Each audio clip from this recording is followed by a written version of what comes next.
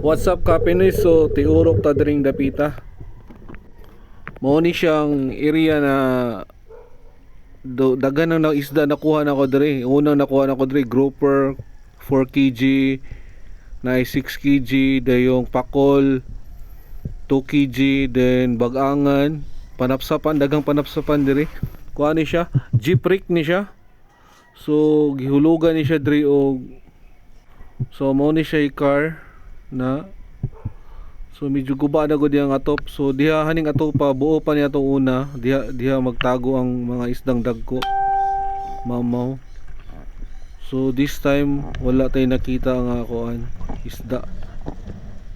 So muna siya akong favorite spot kung adri ko nga area na spot. So ako guni siya nga adtoon sige. So dive safe to all. Naara ni siya sa 15 meters siguro ni siya. 15-16. Dive safe to all. Happiness as always.